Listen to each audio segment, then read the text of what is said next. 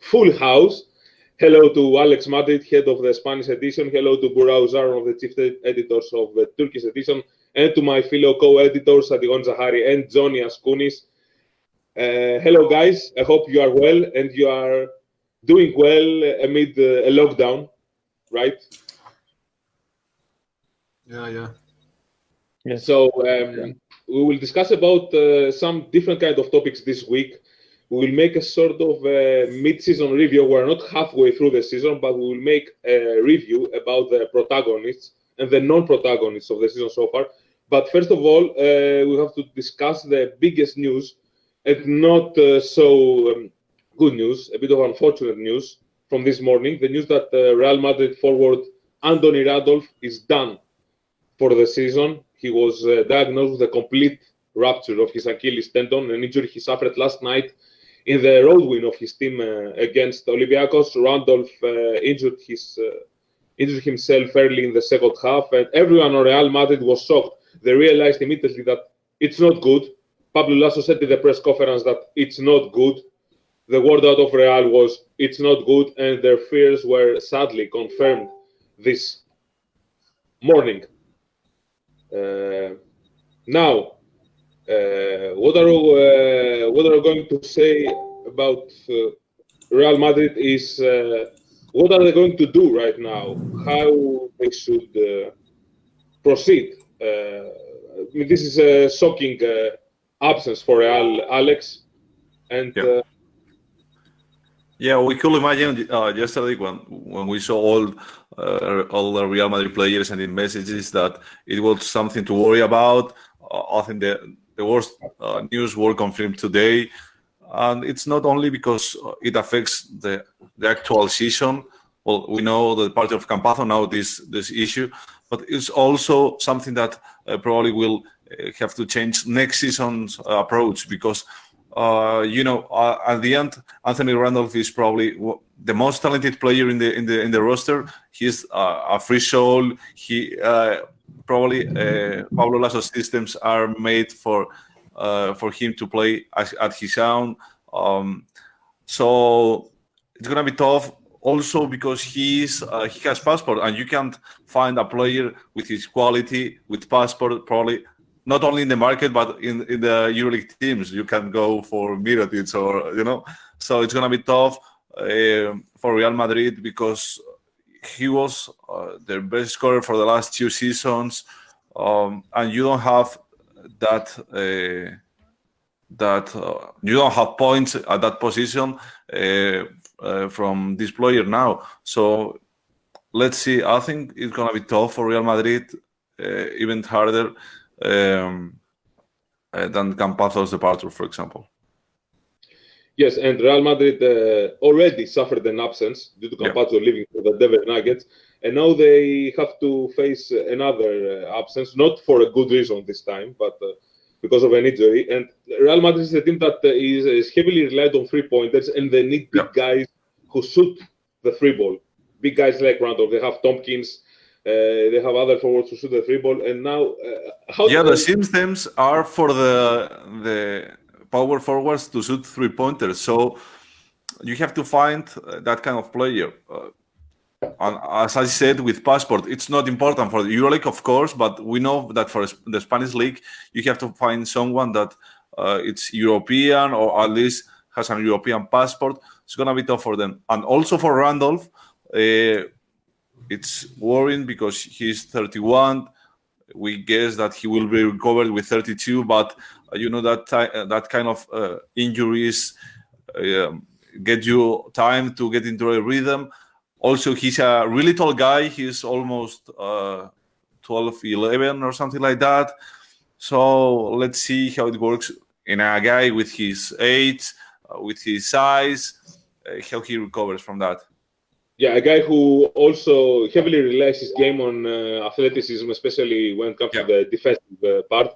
And what I want to close the Randolph topic, Pablo Lasso said in the post-game interview after the win over Panathinaikos that you cannot substitute players. He said it when he was asked about Facu Campazzo, about how life is without Campazzo. He said that every one of his players is more or less irreplaceable. So it will be interesting to see how he will adapt and if they will make a transfer. So my last question for you to close this topic is, are they forced now to sign someone? I think so.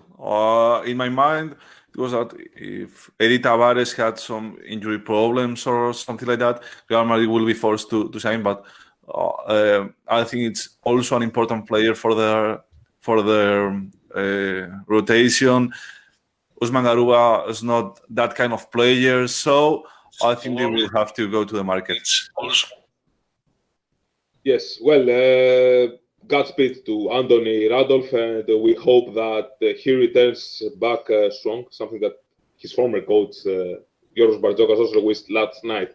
Now, let's talk about some more pleasant things that we see this season in EuroLeague, and we see some people emerging already and being on the front runners to win the MVP. We are not halfway through the season yet, as I said before, but I think we already have some standout players, some people that are above all others, perhaps, on the list. So, Adigoni, do you have anyone in mind that you would put in the front spot for this season's MVP race?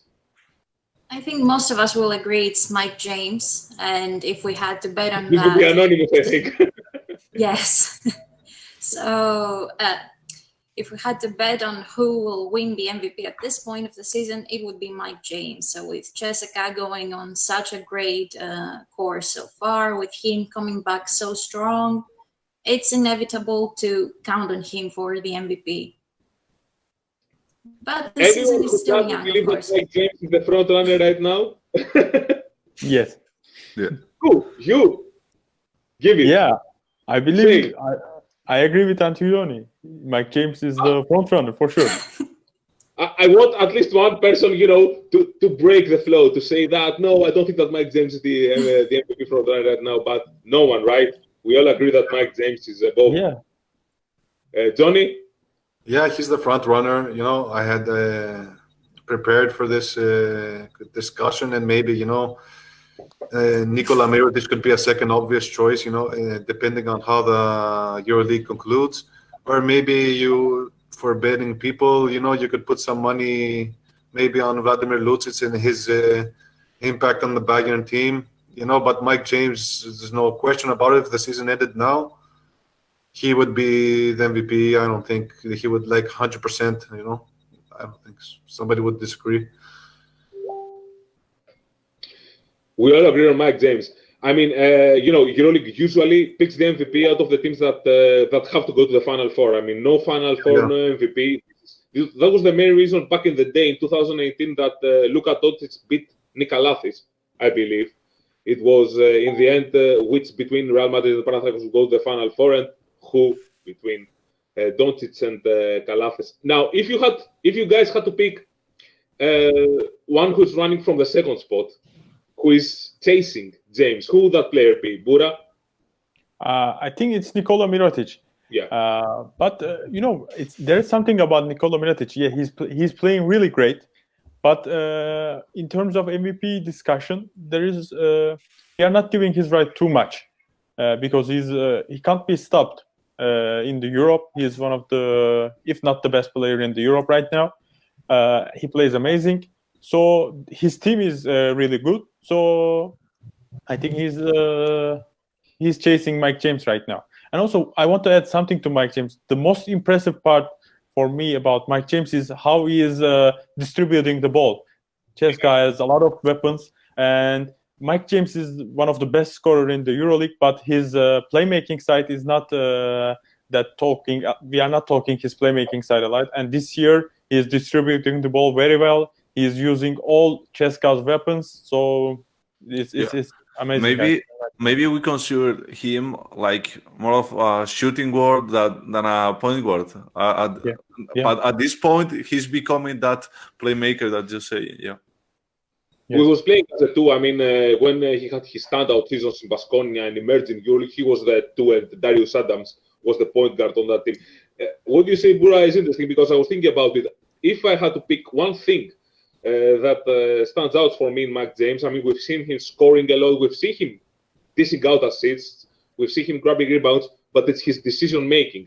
Yes. The way exactly how it's not the assists he registers, it's the passes he makes, how well he dictates the game for CSKA, and that's huge, I believe. I don't know, Adigoni or John, if you want to add anything on the matter about how Mike James has improved. It's not just about the numbers. I could say, you know, Mike James, the way he's handled himself, and after the game he missed and all that situation, it's impressive. It shows his character at the personal level and the team very locked into this season. And as I said before, if the season ended now, he would be the MVP, and Mirotic would be the obvious second choice. Would get, you know, if it was votes, he would get like the remaining votes. It's very clear cut right now. You agree on Mirotic? I think I was between Mirotic and Edi Tavares. I think Alex might agree with that because I'm going with Mirotic at first. With Mirotic. Okay, stranger things have happened, but here we go. I'm going to you for Tavares. Alex doesn't. Okay, that's strange. I was counting on Alex too. It will be my third choice. If I have to say, it will be my third choice. I would switch between Tavares and Mirotic for the second and the third. Tavares. Why Tavares, Adigoni? With that, with Campasso leaving and now Randolph injured, of course, these things didn't happen prior to my choice. Randolph was injured last night. So his presence on the court has really helped Real so far. And not just in terms of numbers, but he seems more energetic, more, into, getting in all parts of the court to help. I see he has, elevated his game this season. It might be just my impression with all these small little changes Real has gone through, but that's the impression I get so far. He has elevated his game, and he has crazy elevated his play time. I mean, last week there were, of course, 3 extra periods for Real Madrid, 2 against Panathinaikos and 1 against Olympiacos. But the thing is that Tavares has never, ever played in EuroLeague 40 minutes in one game and then 34 minutes in the other game. I can't imagine to think, Alex, how a guy of his size and who is not used to playing like that feels right now. How tired I think Eddie is lucky because, he's not that kind of player, that size player, that such player, because he's so quick, his movements are really quick. So he's not well, I guess he's heavy, but he's not that heavy player that can move, that will have problem with his knees. I see him adapting to this kind of game. He is lucky they won't have a game this weekend. So let's see. I think he can adapt to this kind of role if he controls the full problem. And we have the MVPs and the names that we mentioned, that you all mentioned. Just for the record, I agree with all of you. It's for me also Mike James, Nikola Mirotic, and we'll see how the season evolves for these two. Now, apart from the names that these are already marquee names in EuroLeague, these are already some of the biggest superstars. We have other players emerging. We have other players improving. So, if EuroLeague had an MIP award, if the EuroLeague had a Most Improved Player award, who would be your choice for MIP?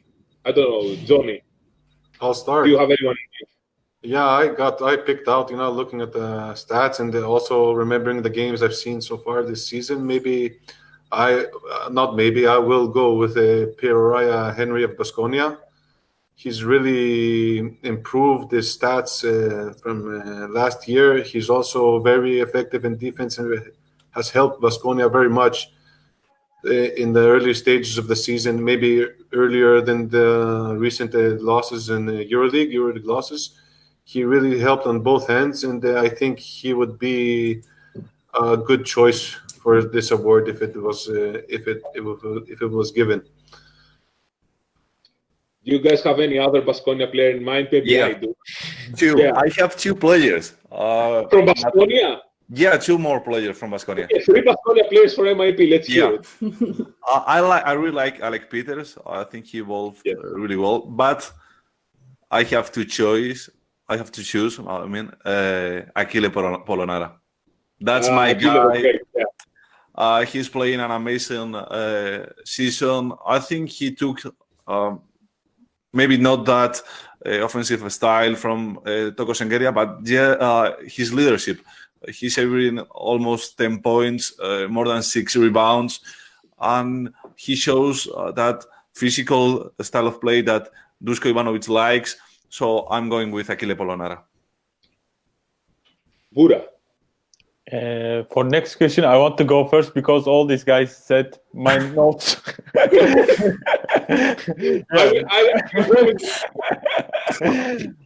I was checking my notes and I said Pierre-Henry and Achille Polonara, and all my things have been said. Yeah, Pierre-Henry is my first choice. Not because only of his performance, but also how he bounced back all injury problems that he had in the past. So he bounced back really well. He is the leader of Baskonia team. He is using his strong physical attributes very well. I think Pierre-Henry. Adigoni, who's your pick? I will pick Jalen Reynolds from Bayern. Here's the Baskonia player. Adigoni breaks the mold. It's my thing to go for unpopular opinions sometimes, but I'm a bit biased I'm a bit biased from last night's game because Reynolds called game basically, but overall, the player he was last season, of course he didn't play as much as he does right now with Bayern, is completely different. He seems like he clicked with Trinchieri very nicely, and it shows on the court.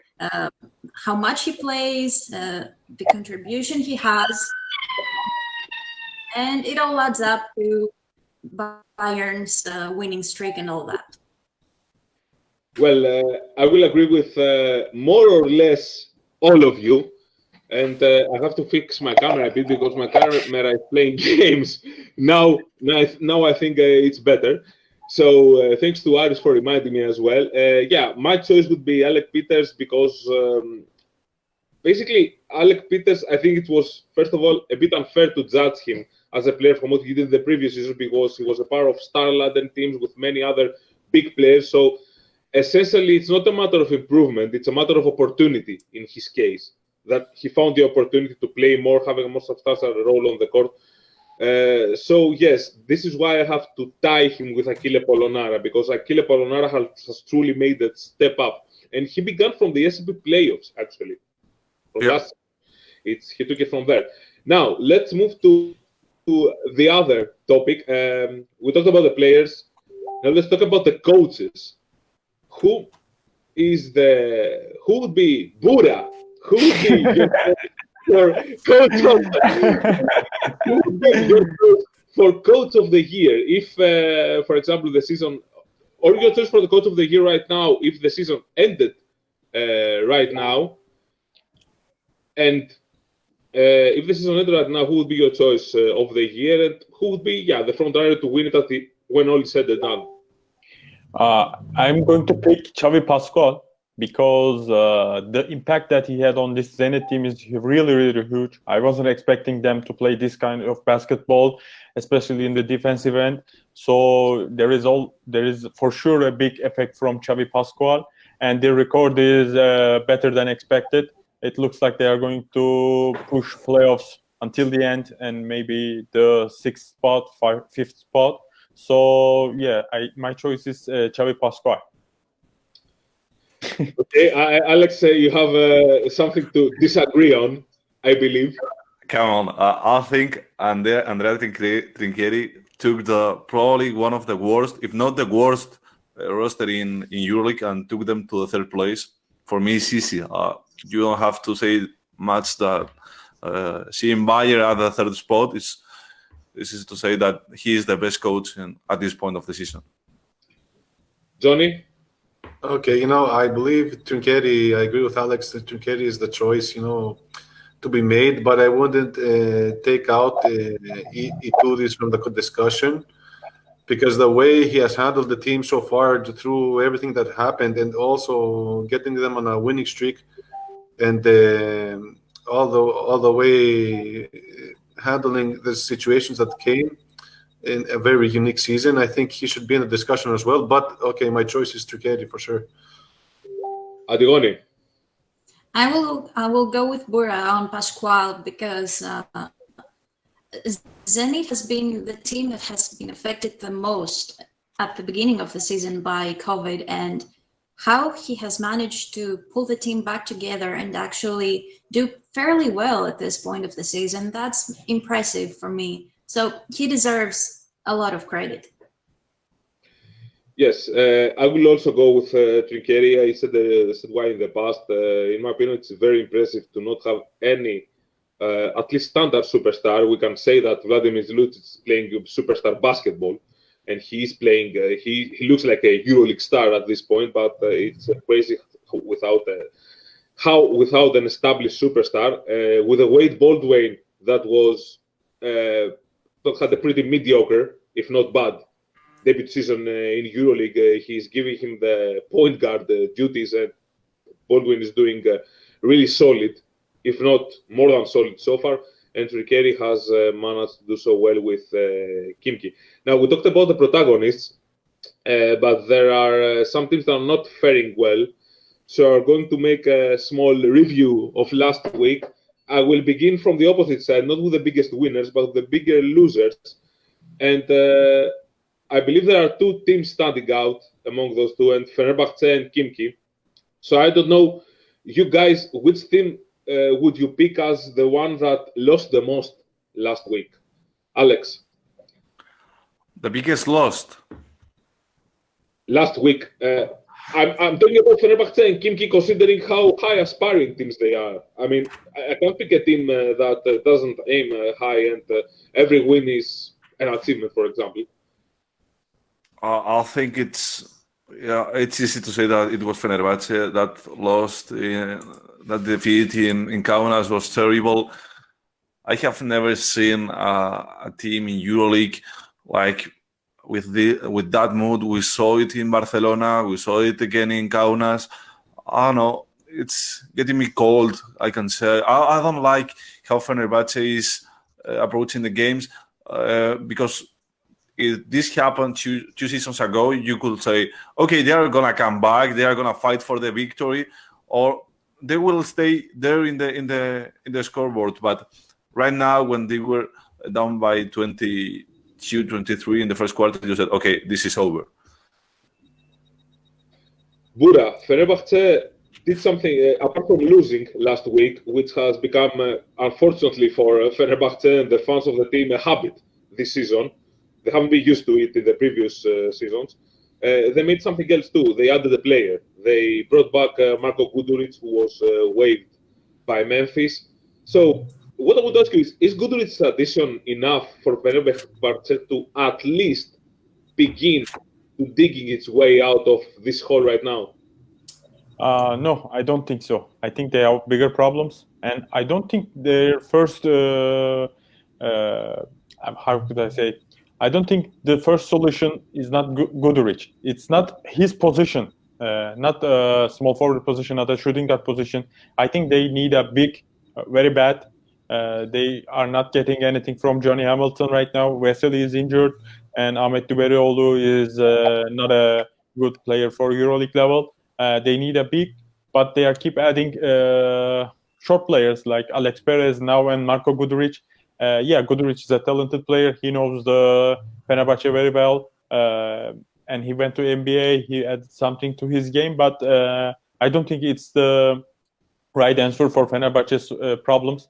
And I'm wondering how they are going to use Guduric. Are they going to put him with Nando De Colo, and at now which player is they are going to use to distribute the ball, because we have not seen Alex Perez right now because of his injury, and they have already had problems with point guard position.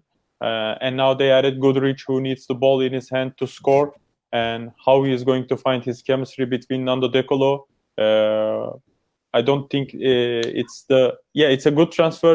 It's going to add something to Fenerbahce, but I don't think it's the right answer for their problems. And yes, continue. And also, I have never seen a team throw the towel from the tip-off. Zalgiris game was a disaster for Fenerbahce, but also I'm going to add Anadolu of Efes there because they lost very bad against CSKA and they lost a game against Olimpia Milano, which they could have won easily. After coming from 17 points defeat, they took the lead, but again, at the end of the game, they stopped. They couldn't find the buckets they needed. They didn't share the ball. They played ISO 101 games in the end. So Milano made the stops necessary. And Anadolu Efes got 2 losses in this week, which could cost them really bad at the end of the season.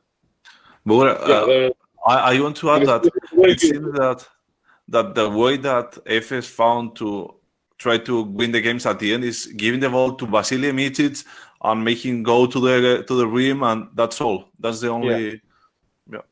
Yeah, and they have so many weapons that they are not using very well. Right now, they're playing only Vasamicic 101 because the physical situation of Shane Larkin is not so good right now. He can't. He's not 100% ready because he started the season later than the other players in the team. And once he came back, he got, unfortunately, coronavirus. So he was out for 2 weeks again. And then he played on the national team games back-to-back in EuroLeague. So he didn't have any time to prepare himself in a physical way. And I think it's affecting, this is affecting him mentally. Right now he wants to do better things on the court, but he can't do it because of his physical situation, and it keeps him frustrated. So FS is got a huge blow this week, in my opinion. I think it's very important that you mentioned the mental part on Shane Larkin, because Shane Larkin last season was a player that was really boosted by his confidence. You saw it in every single move he made, that he was performing in a way that I can't lose, I can't miss this shot, I can't miss this drive, I can't make a bad decision. He was so confident, and now that this confidence seems to be missing in his game, this is a problem for FS. He needs that confidence.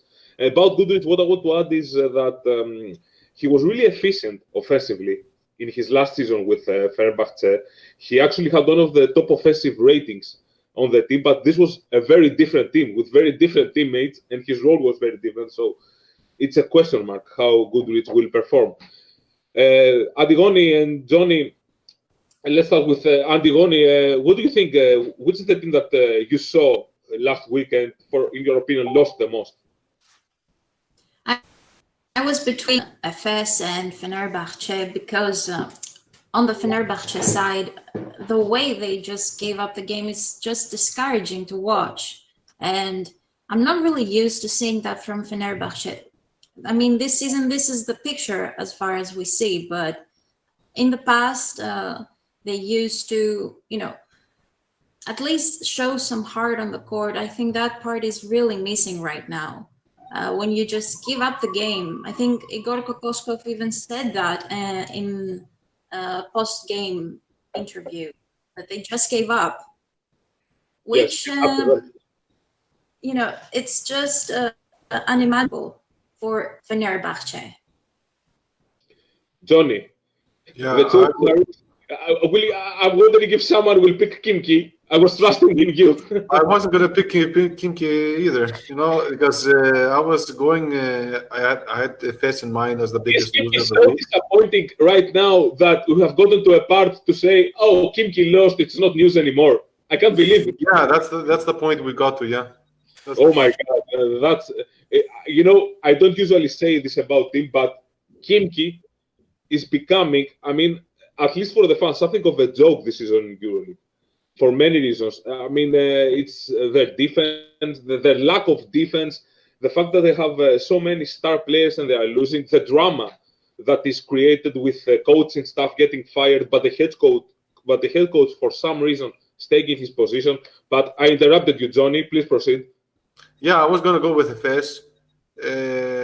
But while we're in this conversation, you could easily add in the same context both Olympiacos and Panathinaikos, and adding them to Fenerbahce and Efes, teams that are heavily relying, either they had stronger squads in some eras or not so strong. They were always relying on their fans, and I'm sure that it would be a different picture right now in the standings if the games were not played behind closed doors for all four teams. In whatever the case, they would have won some matches, narrow defeats. They would have avoided them. Even large defeats, they would have another way of approaching those games. I think that the Turkish and Greek teams are really suffering through this situation right now. That affects the whole world, but we're talking about basketball. I think they're very suffering in comparison to the more Western teams participating in EuroLeague. And a certain Lithuanian team is obviously affected by the lack of fun in the arena. Especially, I mean, Zalgiris have gotten used to playing with so many fans, and now they're out. Now, to close our show in a more positive manner, we had big losses this week. We had also big wins this week. We had big winners this week. We had teams that won both their games and have made a big step up with their performance. There are teams that maybe they didn't win both their games, but grabbed some key victories. Adigoni, who would you choose for the biggest winner of the week overall of both these rounds? As far as from an impact point, I would say Valencia, because they won in Piraeus for the first time in 17 years. That's huge. Despite their loss to Cervena Zvezda. Yes, so it was a great way for them to come back and, gain some momentum with such a huge win on the road. So my choice would be that, or last night's win of Maccabi against Barcelona. Especially because Maccabi, for a change, they won a close game. This is, hallelujah for them. I don't know the equivalent of hallelujah in Hebrew. If Mose Bardo was here, perhaps he would enlighten us. But it was big for them. Bura, who, in your opinion, won the most this week? I was going to pick Real Madrid only because of their effort, but after Anthony Randolph's injury, they are not winners, unfortunately. I'm going to say Olimpia Milano, because I think they've won for the first time 2 games in double week. This is important for their confidence, and they beat, especially their victory against Efes is great because, as Messina said, they won the game 2 times because they won the halftime, and then after Efes comeback, they needed to win again. So I'm going to say Olimpia Milano. This is the kind of wins that build a winner's mentality. Having a big lead, losing the big lead on the road against a dangerous team with good players, and then having to come back again. This is the kind of stuff that Milano was missing, the winner's attitude, the winner's mentality. This is very important for them if they want to reach, higher grounds this season in EuroLeague. Alex, what is your choice? Okay, I want to give credit once again to CSKA, because we are saying that Efes defeat was terrible, but it's also because of CSKA. It is true that Maccabi won a game that really needed, because I was starting to feel the same with at Fenerbahce and Kimki, but I'm going with as well Villarban, because I didn't expect too much from TJ Parker this season, but he's really surprising me. They won some huge games. Now they're starting to close games, so I'm going with Asvel. Asvel, who has been on a pretty good, not streak, but they have won 3 of their last 5 games, and these 3 wins are against Barcelona, against Maccabi, and against Kimki. So a win against Kimki may not seem like a triumph for any team this season. I mean, everyone has beaten Kimki more or less so far, but still it's a winner of a team that isn't even close to the budget of Kimki, but the one. I have to say this, we have to mention that Asvel also signed a new player last night, Derek Walton, the American guard, a new addition for as well. So, Johnny. Yeah. Last but not least, my pick is Real Madrid, and I'm going to stand on my pick and my decision despite the Randolph injury, because moving forward, these 2 wins on the road and the way they achieved them, I think they're going to help them, and it might make a difference when it's all said and done in the standings. It was 2 very key wins, and it will help them down the way. 9 out of 10 wins for Real Madrid in the last 10 games. So they only lost against CSKA. That is the team that has the 10-game streak. So, and they lost with a miraculous shot to CSKA. Yeah. With a very miraculous shot. I mean, it's incredible the character that Real Madrid shows. I mean, they lost Campazzo. Now they have to recover from. And last night also, I mean, I was near the bench. I was near the bench, and I'm seeing how the players of Real Madrid reacted to Randolph's injury. They were shocked. And that was the point that Olympiacos began their comeback. I mean, of course, we have to give credit to Olympiacos for using that Spanoulis, Hassan Martin pick and roll that destroyed the Real Madrid defense. But you saw how disoriented the Real Madrid players became when they saw Randolph going to the locker room. And they felt that this was not bad and their fears were confirmed today. So we have to give, I think, a small credit also to Pablo Lasso, how he handled Campazzo's absence, and maybe Pablo Lasso, guys, will be the front runner, one of the front runners at the end of the season, if he also goes through successfully, handles Randolph's injury. We will see. He is like an underrated coach, I think. Maybe more even in Spain than in the rest of Europe. Yes. And despite all my camera problems, but I'm keep getting reminded about them from our tech guys. It's like typewriter. It's the protagonist of the show, not me. Anyway, I think we covered all the things that we wanted to talk about. And next week we will talk about some other more general stuff apart from the games. We're approaching the half of the season, and we're already seeing some teams having the upper hand. That's CSKA Moscow, Barcelona, Bayern Munich, and Real Madrid, the top 4 teams in the standings. Then we have Milano, then we have Valencia, and there are many, many teams that will fight for the last playoff spots. So I want to say thank you to every one of you for being with us. Full house this time. I hope that every week will be the same, even if it makes Konstantinos' job difficult. Our tech guy, hats off to Konstantinos for all the hard work he's doing. So thank you guys. Farewell. Stay safe and handle the lockdown with care. Thank you to our viewers for being with us. Stay safe also. Wear your masks and be well. See you next week.